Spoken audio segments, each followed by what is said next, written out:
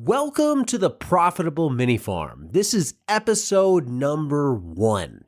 I'm your host, Diego, and throughout this episode and all the episodes of the show, I'll be joined by my co-host, farmer Jodi Roebuck from New Zealand. The goal for this series, which we're calling the Profitable Mini Farm, is simple. It's to do a deep dive into the technical side of market farming.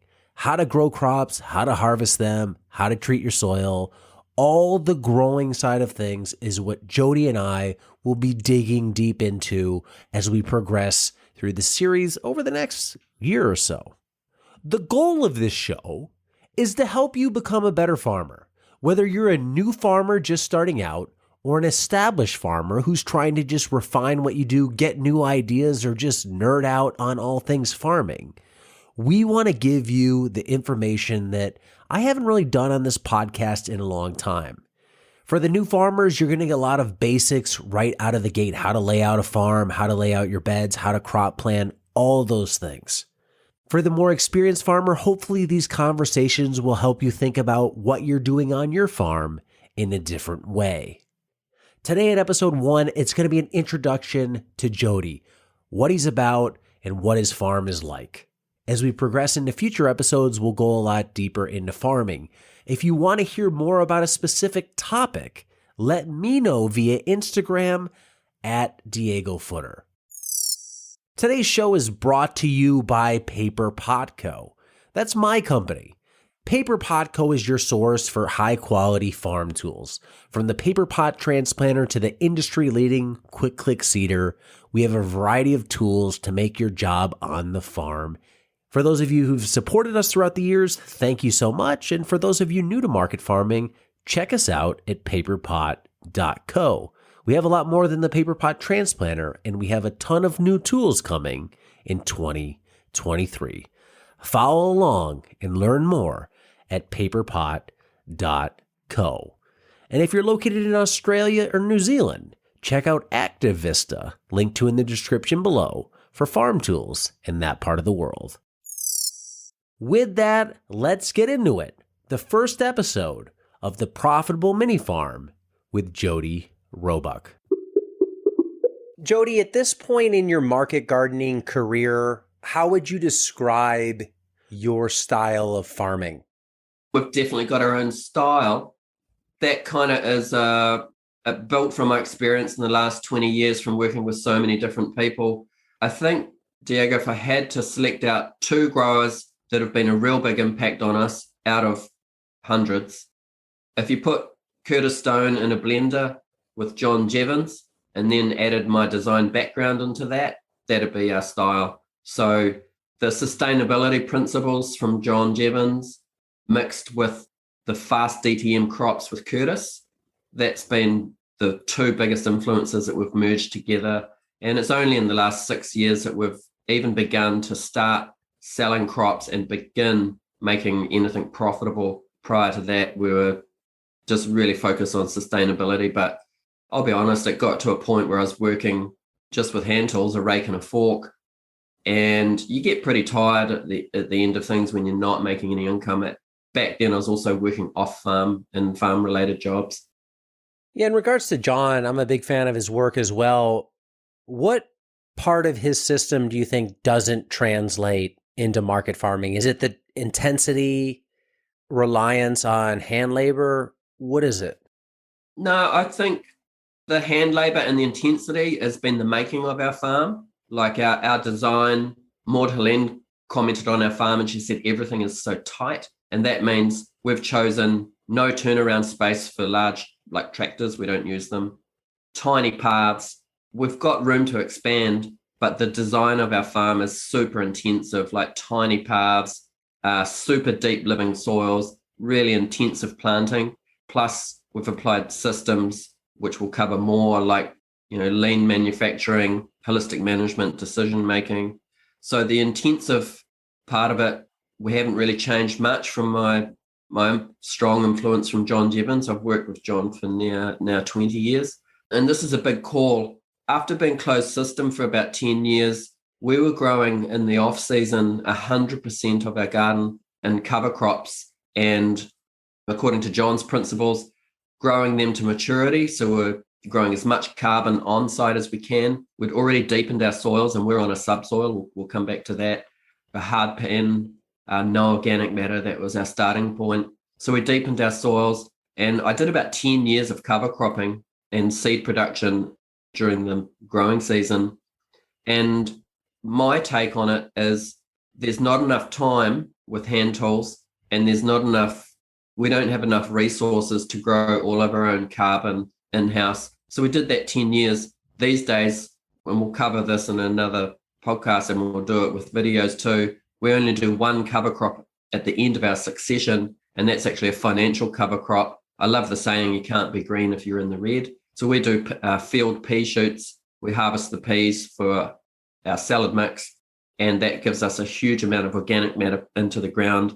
And the key thing here is in a very short number of days. We used to be doing cover crops that was 7 months of the year, and to grow like your winter grains to maturity, they steal half of your spring. We really need to be producing small scale and intensive as many crops a year as possible. On average, outdoors it's 4, indoors 6. And we know as our market stream expands, matures, and allows us, we can push our field crops to 5 or even 6. And that's really where the income significantly increases. So it's all about your market streams driving what happens on the farm. For people that aren't familiar with your farm, you're in New Zealand. Can you talk a little bit about the biome you're dealing with? What's the climate like there? So we're on the west coast of New Zealand. We're a very isolated island. We're in an extreme high wind zone and also a very high rainfall area. I'm going to do it in meters because I understand that more, but we're 5 kilometers from the ocean.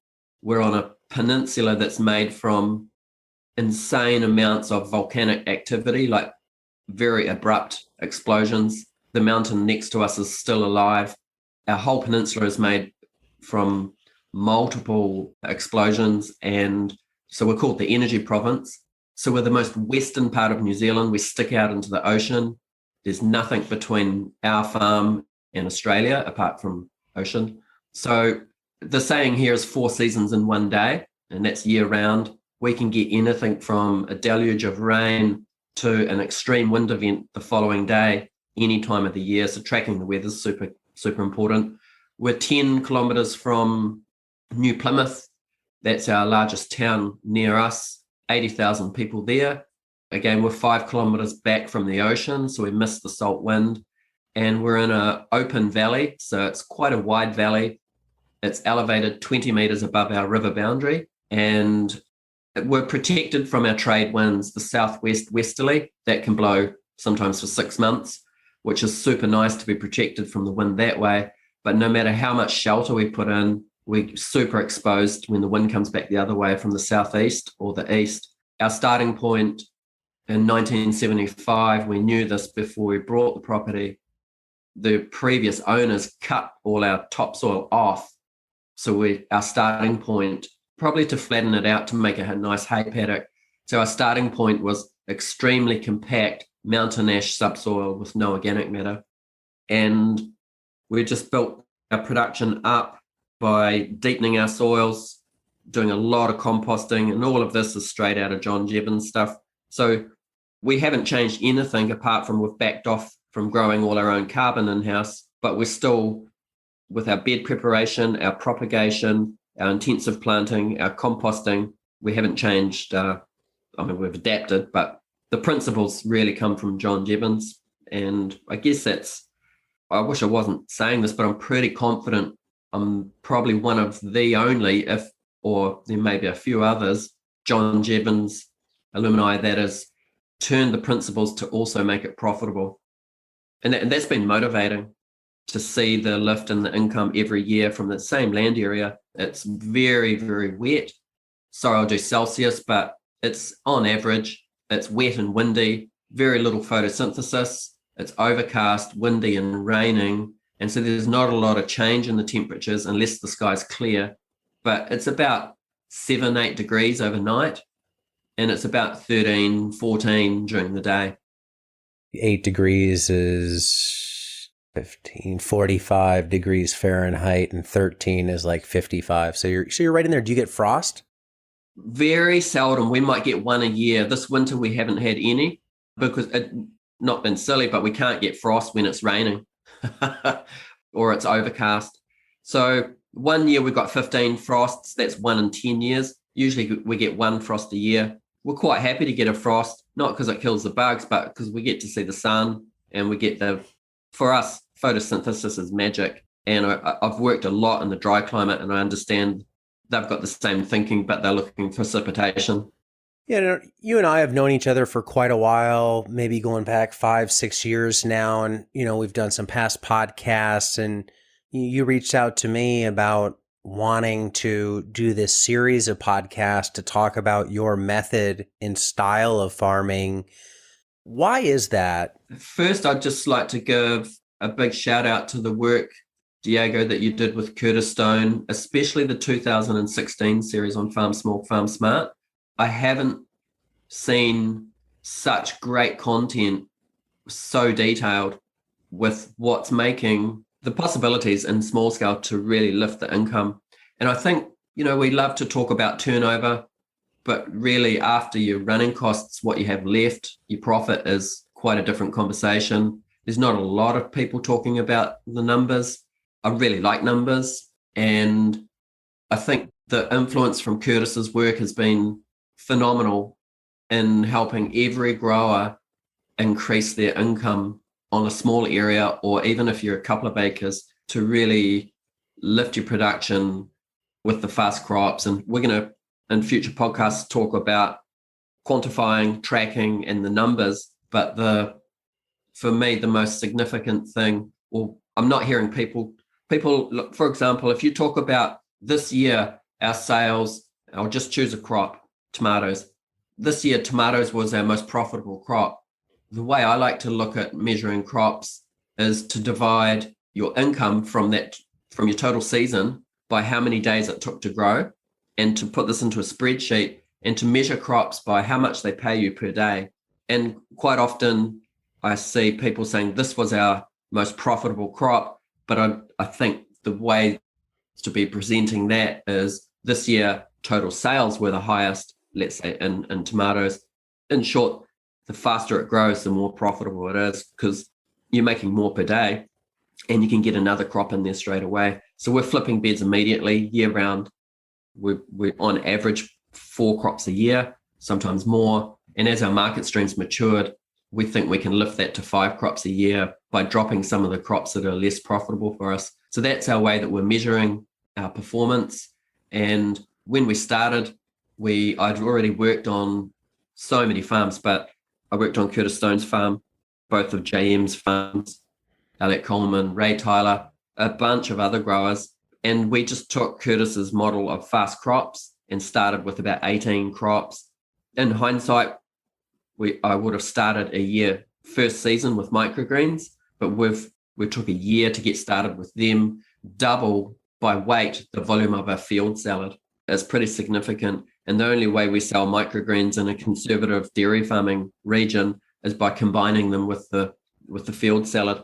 So I think it's fair to say a lot of people doing salad, but the biggest gap I see in the small scale movement is not a lot of people are doing mixed salad. And we'll come back to this in future podcasts. But for us, we only move forward with taking on new crops or new suppliers if we have optionality with every decision we move forward with. And so the mixed salad just gives us so much flexibility. We're always the same ingredients in both our salads, but by doing the mix, after our restaurant orders are put together, and they could be single items or mixes, everything left over goes into one of 2 different mixes, and then that goes into retail. So it's just about building flexibility and everywhere as we move forward. That's been a huge transition for us, and just de-stressing our production and knowing that we can be consistent. The optionality creates consistency as well. And yes, I think a lot of people get it, but a lot don't, that to lift your income, you don't need to work harder, you don't need more land, you need to accept that the fast crops are more profitable. And I really believe you can sell them anywhere. In addition to microgreens, which are inherently a fast growing crop, to give people some context, what other field crops are you growing on the farm right now? So I kind of focus on, I've got this saying, Diego, that I want to be able to drive a truck over it. So we're looking for stuff that's bomb proof and year round. Obviously, it slows down in winter, but that's the core of our business. And so I'll start with I'll do it in order of fastness or the fast DTMs. So we do pea shoots in the field. We'll cover this with a video series. In summer, they're 12 days. In winter, they're 23 days. That's also it's our financial cover crop. We do a lot of these. We do them year round. And then we do a huge amount of direct seeded baby mustard or Mizuna. And we just love sowing that with the 6-row seeder. It's a super versatile tool. So we do a ton of Mizuna. In summer, that's 17 days. In winter, it's 45. And Mizuna just outcompetes lettuce for us and just how fast it is. You know, we're direct seeding it. We're harvesting it with the greens harvester. It flies through the wash and pack. We do lettuce as well. Our climate with our rainfall, especially outdoors, any time of the year. Last summer, we got hit with 0.5 meter of rain and 2 rain events. And at that time, mustard's only taken 17 days to grow. We actually first time ever lost about 8 grand of salad during that rain. No salad can handle 0.5 meter of rain in its short lifetime. But we're able to bounce back with fast crops. And that's what I like about the fast crops too, is when Mother Nature creates a crisis for you, you can bounce back super quick.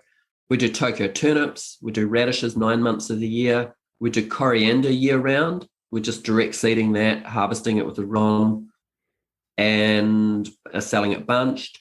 And we do a lot of carrots. The carrots, we've got one restaurant that buy 30, 40 kilograms of baby carrots a week. We have carrots 9 months of the year. The challenge with our climate, when the days become short, the ground's saturated, and there's no photosynthesis, is our weed pressure is the strongest or the most challenging. We can't surface cultivate, and the cold season weeds are much more, I'll say, problematic than the warm season weeds in summer. We can manage it a lot better when the ground is dry in summer. So the fast crops for us, our sales are the same every week of the year. In summer, because they grow so quick, you've got a lot more space where you can grow more variety. And I simply call these add-on income. So in summer, our greenhouses are full of cherry tomatoes, cucumbers, etc., spring onions, purplet onions, and this is when our variety comes in. And I consider these longer crops just the add-on income to our 52 weeks of the year fast crops that are, again, same sales each week.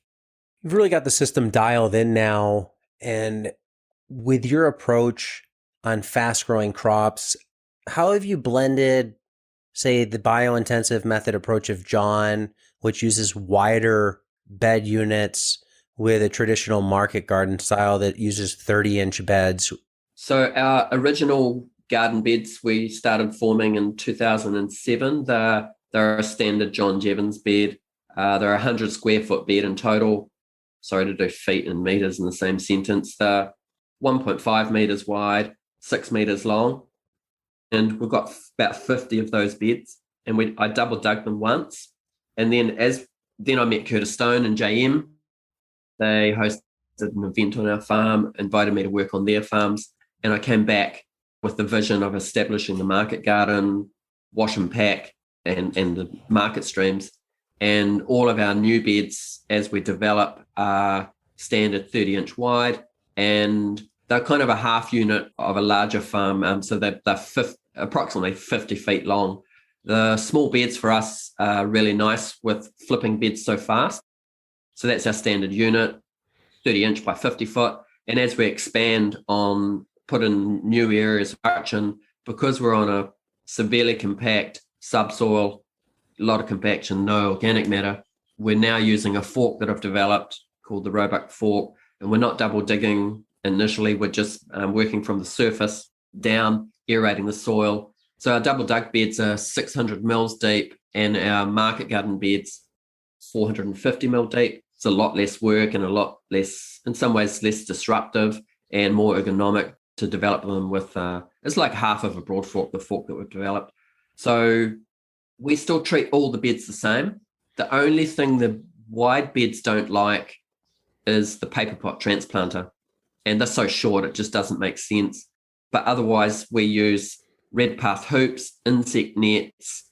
We use shade net to germinate, a 70% shade net on top of the direct seeded crops to germinate, tarps as well. It's actually really easy using tarps on the short wide beds. We tend to tarp single or double beds, not whole blocks, because we're just flipping beds. So, every day. So we work 6 days a week. I'm not ashamed of that. I love it. And year round. So 312 days a year, we're harvesting and planting. We've tried to eliminate every other job on the farm just to keep production going. So the wide beds, it would be less work to develop a new block of beds at 30 inch than to go back and try and reconfigure the wide beds. They're pretty much the same size. And, if I started again, although we're very standardized on the farm, we joke we've got the most wheels per half acre in the world, a lot of systems in place. If I started again, and we're designing a lot of farms, everything would be standardized. All the beds would be 30 inch field blocks. It's very, very simple design. How many total beds now on the farm of the 30 inch and the wide? Approximately 50 of the John Jevons beds, and we must be about 70, 75 market garden beds. And we've got another paddock. We've got room to expand. This season, we're putting up a new greenhouse. It's about 400 square meters. And then we've already mapped out the rest of the field, how much area we have to put in, the standard 30 inch by 50 feet long beds. We've got room for about 170 beds in total. And then that's it. We're out of land. Everything else is hills. When you look at expanding, this has came up in a lot of conversations I've had with farmers lately. Why expand? Why not just stay the size you are, maximize that, and call it a day? What's the reason for expanding for you? Very good question. I'm really keen on just pushing the envelope, Diego. I'm just about 50. I'm healthy. I'm not doing hard graft because we've set the farm up so that, things are ergonomic. I'm really keen to push the envelope to see what's possible on less than an acre, direct marketed within 10 kilometres. I really enjoy all of the development work, the R&D going on in the small-scale market garden movement. This movement is relatively new, and just seeing the new possibilities continuously, that's a driver for me. And also seeing, historically, not a lot of money in agriculture. I'm really enjoying seeing the potential of the return of income coming into the small scale space. Yeah, I love the idea of pushing the limits. When you look at this series of episodes that we're doing, what's your goal for it? I want to produce each podcast subject by subject rather than the 2016 series with Curtis, which was week by week. That was great to see during the growing season. So just to share content and to connect with more growers and share what we've been able to achieve.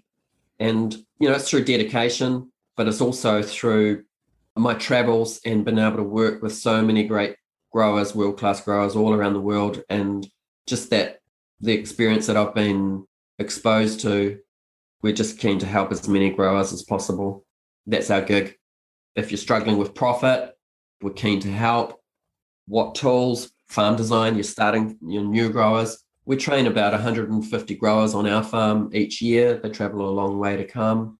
We have employees, but we also have farm trainees, and a lot of them are coming to us to start their own farm from scratch. And, we mentor them, we help them with design, firstly, the market streams and appropriate tools and scale and crops. And that's rewarding seeing people get set up quicker than us because of, they've gained our insight, and seeing them become successful in less seasons than it took us. and thanks to Curtis too, we surpassed Curtis's financial numbers in our 4th season only because I trained with him. I understood the fast crops and had him as a mentor. Without Curtis's influence, I don't think our farm would be as profitable as it is. There you have it, Jodi Roebuck on the first episode of The Profitable Mini Farm. Now that you know a little bit about Jody, be prepared to get into the hardcore nitty-gritty of market farming starting next week. If you enjoyed this episode, can you do me a favor?